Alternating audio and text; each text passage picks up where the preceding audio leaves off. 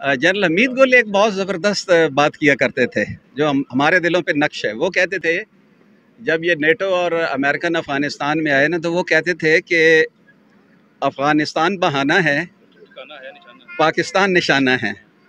तो मैं उसी से एनालॉजी लेते हुए आपको कहूँगा, शहबाज जो है वो बहाना है, इमरान खान निशाना। क्रॉस दी बोर्ड मेरा ये मैसेज है सबके लिए कि अगर आपने शहबाज गिल को कटहरे में लाना है तो जिन्होंने पहले भी आर्मी के खिलाफ जो जो बयान दिए सबको लाए। हम खुश होंगे कि कम अज़ कम इंसाफ सबके साथ, ये मुल्क है इसमें सबके साथ इंसाफ बराबर होना चाहिए।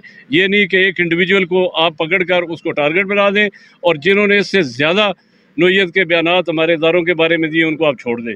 ये दो कानून नहीं चल सकते। मैं यही तो बात करने की कोशिश करूँ कि ये क्यों हो रहा है। कोई तो इसका एंड होना चाहिए। क्या एंड होगा? क्या मायूसी उस हद तक फैला दी जाए कि लोग जो हैं वो मुल्क के बारे में सोचना ही छोड़ दें? इंशाल्लाह ऐसे नहीं होगा, मुल्क के बारे में सोचेंगे भी। और DGISPR को चाहिए कि वो आए सामने और वजाहत करें कि ये किसने तशद्दुद किया है, जो कि मेरे ख्याल में फैक्ट है। ये चोर है, ये डाकू है। मुझे कहाँ से ये पता चला है कि ये चोर और डाकू है? तो जब हमें आप ये सबक पढ़ाते रहे हैं कि ये चोर है, ये डाकू है, ये सारे मुल्क का पैसा लूट के ले गए, अभी हमें कहते हो यू टर्न लो और इनको मानो कि ये इस मुल्क के सरबराह है, ये कैसे मुमकिन है? मेरी ये एक ही रिक्वेस्ट है कि आप एक फेयर इलेक्शन कराएं और जिसकी हुकूमत बनती है वो हुकूमत उसको दें। और ये दरमियान में जो आप रातों को ये जो चक्कर चलाते हैं, खुदा के लिए इसको बंद करें। ये जमहूरियत है और भाई सीधा सीधा मार्शल लॉ लगाओ अगर आपको जमहूरियत नहीं चाहिए। बड़ी सीधी बात है। और अगर जमहूरियत को चलने देना है तो इसको अनबायस्ड और बगैर किसी हिंड्रेंस के इसको चलने दें। अस्सलाम वालेकुम, मैं हूं हसनैन, आप देख रहे हैं नया पाकिस्तान। इस वक्त मैं इस्लामाबाद F9 पार्क में मौजूद हूं। आज इमरान खान की कॉल पर यहाँ हज़ारों लोग मौजूद थे। मेरे साथ रिटायर्ड आर्मी ऑफिसर्स मौजूद हैं, इनसे बात करते हैं, इनसे पूछते हैं जो डॉक्टर शहबाज गिल के हवाले से यहाँ लोग बाहर निकले हैं, क्या कहना चाहते हैं। जी अस्सलाम वालेकुम। जी वालेकुम अस्सलाम। अच्छा सर, पहले तो अपना नाम बता दें। जी मेरा नाम बिगड़ मुश्ताक है और हम आज इमरान खान की कॉल के सिलसिले में यहाँ पे इस जलसे में आए थे। और इसका बुनियादी मकसद जो है, जो मैं समझता हूँ, मैं अपने दिल और दिमाग से सच्ची बात है ये बात कर रहा हूँ, और हम सब बड़ी तकलीफ़ के साथ यहाँ पे आए हैं और इस सोच के साथ आए हैं कि जो जुल्म और ज़्यादती शहबाज गिल के साथ हो रही है, मैं समझता हूँ ये हमारी पूरी कौम का और हमारा अपना ज़ाती ये ज़मीर की आवाज़ है। हमें कम अज़ कम, अगर हम इससे ज़्यादा कुछ नहीं कर सकते तो हमें कम अज़ कम हर उस एक्टिविटी में हिस्सा लेना चाहिए जिसमें हम इसके मज़म्मत का पहलू निकलता हो। और इसी की बुनियादी मकसद ये था कि शहबाज गिल के साथ एक किस्म की सॉलिडेरिटी दिखाना। जो जुल्म और ज़्यादती की गई है उसके साथ जो हो रही है, मैं ये नहीं कह रहा हूँ, मैं ये कतन नहीं कह रहा हूँ कि अगर उसने कोई गलत अल्फाज कहे हैं तो क्या उसको माफ़ी होनी चाहिए, नहीं।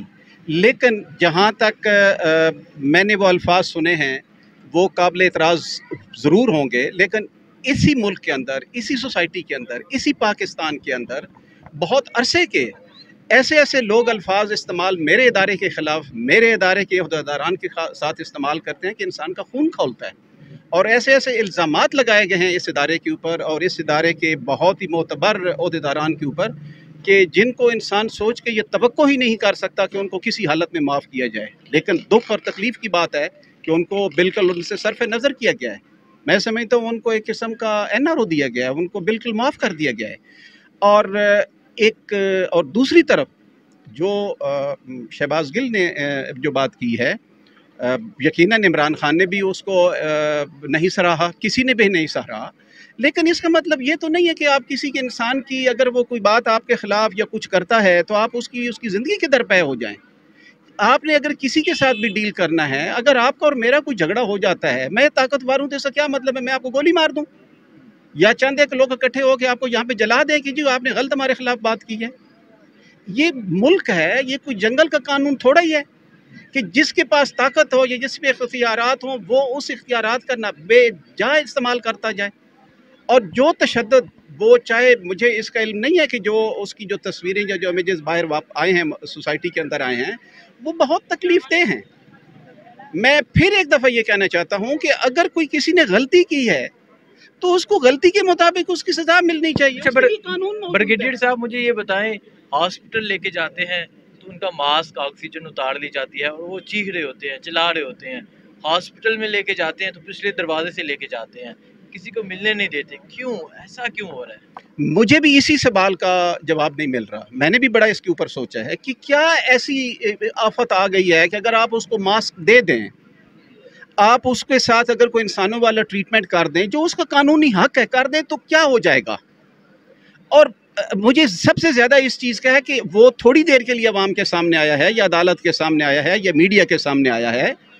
अगर आप उस थोड़े वक्त के साथ, उस थोड़े वक्त के अंदर, उस अदालत के प्रेमिसेस के अंदर आप ये रवैया इख्तियार कर रहे हैं, तो मुझे तो सच्ची बात है आपको भी इससे खौफ आना चाहिए कि कल कोई थोड़ी बहुत अगर आपसे भी गलती हो जाए तो उसकी सज़ा क्या मिल सकती है, उसकी तो कोई हद ही नहीं है। आफ्टर ऑल हम एक पढ़ी लिखी सोसाइटी है इस पाकिस्तान में, एक डेमोक्रेटिक इंस्टीट्यूशन मौजूद हैं, अदालतें मौजूद हैं, और इतने इतने लोग दावे करते हैं इसकी डेमोक्रेसी की, रूल ऑफ लॉ की। वो चाहे लोगों ने PhDs की हुई हैं, जिससे पूछो ग्रेड 21, 20 से नीचे बात कोई नहीं करता, और उनके रवैये देखो तो बंदे को समझ नहीं आती कि मैं इसके ग्रेड पे जाऊं, मैं इसके CSS पे जाऊं, मैं इसके कानून पे जाऊं, मैं इनकी तकरीरों पे जाऊं, या जो ये अमल कर रहा है यहाँ पे जाऊं। देखें ना, हम तो एक जंगल का कानून वो सुनते थे, या कभी कुछ हुकूमतें हमारे मुल्क में आई हैं जिन्होंने जंगल के कानून को नाफिज किया है, बट अनफॉर्चुनेटली 2022 के अंदर आज हम फिर एक जंगल का कानून देख रहे हैं। मैं समझता हूँ ये किसी के फ़ायदे में नहीं है, ना इस मुल्क के लिए फ़ायदे में है, ना इस सोसाइटी के लिए फ़ायदे में है, ना हमारे डेमोक्रेटिक प्रोसेस के लिए फ़ायदे के लिए है, और ना ही इन लोगों के लिए जो आज ये करके बहुत इतरा रहे हैं कि हमने बड़ा को तीर मार लिया, ना उनके फ़ायदे में होगा। ठीक है सर, बहुत शुक्रिया जी। मेरे साथ एक और रिटायर्ड आर्मी ऑफिसर मौजूद है। सर, आपका नाम? मेजर जफर गोंदल। मेजर जफर गोंदल साहब, मुझे ये बताएं, आप भी आज यहाँ पहुँचे हैं इमरान खान की कॉल पर, जो शहबाज गिल पे जुल्म व सितम जारी है, क्या कहना चाहेंगे? बिस्मिल्लाहिर्रहमानिर्रहीम।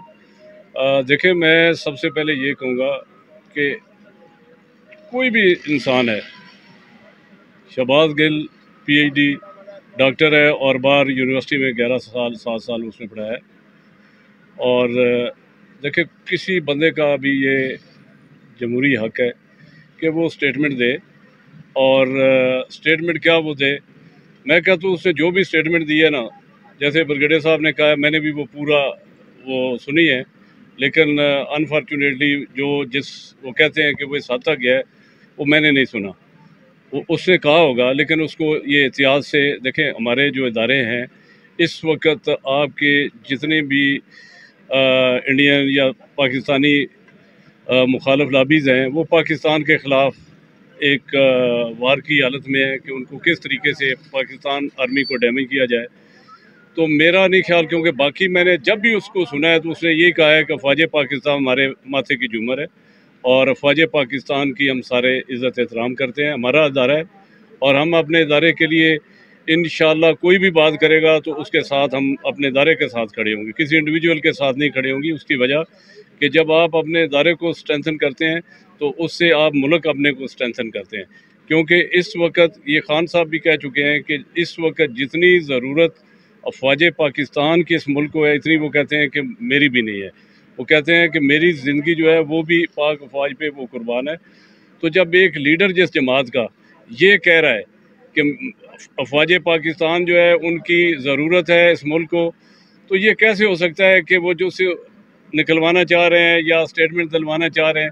मैं कहता हूँ कोई भी है, इर्रेस्पेक्टिव वो मुस्लिम लीग नून का है, पीपल्स पार्टी का है, जमीयत उलमा पाकिस्तान का है, किसी का भी, जो भी महज़ब पढ़ा लिखा शहरी है इस पाकिस्तान का, ये किसी को भी हक नहीं पहुँचता कि उस पर फिज़िकल टॉर्चर किया जाए। जिसने भी किया है उसको हम कंडेम करते हैं। और क्योंकि देखें, एक आपकी अदालतें हैं, आप अदालतों में ले जाएं, अगर उसने कहा है तो वहाँ पे he should face the music. Shahbaz Gill ने भी अगर गलत किया है तो उसको भी आप कोर्ट में ले जाएं, और वहाँ पे जो भी उसके साथ इंसाफ होता है, एक मतलब आपका क्या इससे पहले नवाज शरीफ, शहबाज शरीफ, उसी पर मैं अभी आना चाह रहा हूँ। तो जो ये आप ब्रिगेडियर साहब ये हमें देख रहे हैं, हम क्यों मतलब आज उनके खिलाफ है कि सबसे पहले उन्होंने जो अल्फाज हमारे इदारे के बारे में या हमारे चीफ के बारे में या DGIC के बारे में जो अल्फाज कहे हैं वो सारे यकीन करें हम दोहराना नहीं चाहते और सारी दुनिया को पता है। और हमारा बस चले, ईमानदारी की बात, उनके साथ फिजिकली भी हम लड़ने के लिए तैयार हैं जिन्होंने इतनी तज़हीक हमारे इदारे की है। हम अंदर से जले हुए, हम बिल्कुल ये कहते हैं कि इन लोगों ने जितना डैमेज किया है हमारे इदारे को वो ना तो आज तक इंडिया ने किया, ना इसराइल ने, किसी भी यहूदी लॉबी ने भी नहीं किया। जितना इन लोगों ने मरियम के बयानात आप पिछले बयानात देख लें, उसके आसिफ जरदारी के देख लें, और असम्बली फोरम पे ख्वाजा आसिफ जो आज आपका डिफेंस मिनिस्टर जिसको आपने बनाया हुआ है उसको कैसे मतलब ये आज हमें तो कम अज़ कम ये नहीं हक पहुँचता कि हम उसको अपना डिफेंस मिनिस्टर भी माने कि वो जो मर्जी कहता रहे। ठीक हो गया, उसने जो हमारे इदारे के बारे में बोला है वो किसी से छुपी चीज़ें। मैं कहता हूँ अक्रॉस दी बोर्ड मेरा ये मैसेज है सब के लिए कि अगर आपने शहबाज गिल को कटहरे में लाना है तो जिन्होंने पहले भी आर्मी के ख़िलाफ़ जो बयान दिए सबको लाए। हम खुश होंगे कि कम अज़ कम इंसाफ सबके साथ, ये मुल्क है इसमें सबके साथ इंसाफ बराबर होना चाहिए। ये नहीं कि एक इंडिविजुअल को आप पकड़ कर उसको टारगेट बना दें और जिन्होंने इससे ज़्यादा नोयत के बयानात हमारे इदारों के बारे में दिए उनको आप छोड़ दें। ये दो कानून नहीं चल सकते, एक ही कानून होना चाहिए और सबको उसी तरीके से, मैं कहता हूँ उनके खिलाफ भी FIR होनी चाहिए और उसी तरीके से उनके साथ भी ट्रीटमेंट होनी चाहिए। जी सर, मैं इसमें थोड़ा सा एक ऐड करना ये चाहूँगा कि आपने बार बार बात इदारे की। मैं आपको यकीन दिलाऊं कि जो इस वक्त उस इदारे के स्पोक्स पर्सन बनने की कोशिश कर रहे हैं वो बुनियादी तौर पे इस इदारे को आगे करके इसकी बदनामी का बायस बन रहे हैं। ये हमें सबको सोचना चाहिए। पॉलिटिकल बेनिफिट्स वो ले रहे हैं, प्रिविलेजेस वो ले रहे हैं, अपने जो उन्होंने तबाह व बर्बादी की है, मुकदमात अपने वो ख़त्म कर रहे हैं, मुल्क का इमेज वो तबाह कर रहे हैं। और इस सारे को भुगत कौन रहा है? अवाम भुग रहा है, ये मुल्क भुगत रहा है, ये स्टेट भुगत रही है। मैं यही तो बात करने की कोशिश करूँ कि ये क्यों हो रहा है। कोई तो इसका एंड होना चाहिए। क्या एंड होगा? क्या मायूसी उस हद तक फैला दी जाए कि लोग जो हैं वो मुल्क के बारे में सोचना ही छोड़ दें? इंशाल्लाह ऐसे नहीं होगा। मुल्क के बारे में सोचेंगे भी, इसकी बेहतरी के लिए भी सोचेंगे और जो कुछ हमारे बस में होगा इसकी बेहतरी के लिए इंशाल्लाह काम करते हैं। बहुत शुक्रिया जी सर। अस्सलाम वालेकुम। वालेकुम अस्सलाम। सर आपका नाम? मेजर रिटायर्ड फैज़ अहमद फैज़। माशाल्लाह, मेजर रिटायर्ड फैज़ अहमद फैज़। अच्छा सर, क्या कहना चाहते हैं? रिटायर्ड आर्मी ऑफिसर है, एक केस लगा हुआ है, पूरे मुल्क की नज़रें हैं, शहबाज गिल पे तशद्दुद किया जा रहा है, कोर्ट में लेके जाते हैं, मास्क उतार लिया जाता है, ऑक्सीजन उतार ली जाती है, शहबाज गिल चीखते हैं, चिल्लाते हैं, क्या कहेंगे आप? देखें, इस वक्त हमारा दिल खून के आंसू रो रहा है और यकीन करें कि एक बात, जब हम आवाम में निकलते हैं तो शायद कोई बंदा भी आपको यहाँ पे माइक पे कहने के लिए तैयार नहीं है कि हर बंदा ये कह रहा है कि ये पुलिस ने तशद्दुद नहीं किया। और DGI/SPR को चाहिए कि वो आए सामने और वजाहत करें कि ये किसने तशद्दुद किया है। पूरा मुल्क चीख रहा है, बच्चे सहमे हुए हैं, औरतें रो रही हैं, ख़ानदान जो है वो बेचारे परेशान हैं कि इस मुल्क में ये क्या हो रहा है। तो जब ये हालत है तो फ़ौज को, और फ़ौज से मेरी मुराद ये है कि DGI/SPR को सामने आके मौक़िफ़ देना चाहिए। हम कहते हैं ये पुलिस का केस है और ये पुलिस ने सब कुछ किया है। पुलिस कह रही है हमने नहीं किया, नून वाले ये कह रहे हैं, हमें नून वाले हमारे मिलते रहते हैं, वो कहते हैं नहीं जी नहीं, हमारा तो कोई कसूर नहीं है। तो जिसका कसूर है वो सामने आके ये इस बात को माने कि हमने ये किया है और या ये बताए कि हमने ये नहीं किया, ताकि कल कानून में और जिस वक्त वो लोग जिन्होंने तशद्दुद किया है अगर वो उनको कल कटारे में लाया जाए और वो अकाउंटेबल हों तो उस वक्त सही बंदे जो हैं उनके साथ ये जो कार्रवाई हो, ना कि गलत बंदों के साथ। तो मेरी तो यही रिक्वेस्ट है। मेजर साहब मुझे ये बताएं कसूर क्या है? क्या इससे पहले जो बाकी PDM के रहनुमा हैं, नवाज शरीफ, शहबाज शरीफ, मौलाना साहब, उसके अलावा अयाज सादिक, ख्वाजा आसिफ, इन्होंने हमारे अदारों के खिलाफ ज़ुबानी सवाल नहीं की? शहबाज गिल को ही क्यों गिरफ्तार किया जाता है, क्यों टॉर्चर किया जाता है, उन्हें क्यों नहीं पकड़ा जाता? देखें, जो कुछ नून ने बकवासात की है उनके लोगों ने, ख्वाजा आसिफ ने जो किए हैं, और वो हम कभी भूल सकते हैं कि हमारे चीफ के सामने वो कह रहा है कि उसकी टांगें कांप रही थी। तो ये लोग किधर सोए हुए हैं? और जो मरियम कहती रही है, जो नवाज शरीफ ने बकवासात की हैं, तो वो उन सबको बुला के एक बंदे ने मासूमाना बात की है जो मुझे समझ आई है कि भाई जो ऐसे ऑफिसर हैं, ब्रिगेडियर एंड बिलो जो ऑफिसर हैं, वो इस रिजीम के साथ इसको पसंद नहीं करते, जो कि मेरे ख्याल में फैक्ट है। ये चोर है, ये डाकू है। मुझे कहां से ये पता चला है कि ये चोर और डाकू है? तो जब हमें आप ये सबक पढ़ाते रहे हैं कि ये चोर है, ये डाकू है, ये सारे मुल्क का पैसा लूट के ले गए, अभी हमें कहते हो यू टर्न लो और इनको मानो कि ये इस मुल्क के सरबराह है, ये कैसे मुमकिन है? तो भाई हमारी एक ही डिमांड है, आपने जो कुछ शहबाज गिल के साथ किया है, जुल्म किया है, इस कौम के साथ जुल्म किया है। आप 1000 साल वो पत्थर की एज में इस कौम को लेके जाना चाहते हैं। मेरी एक ही रिक्वेस्ट है कि आप एक फेयर इलेक्शन कराएं और जिसकी हुकूमत बनती है वो हुकूमत उसको दें। और ये दरमियान में जो आप रातों को ये जो चक्कर चलाते हैं, खुदा के लिए इसको बंद करें।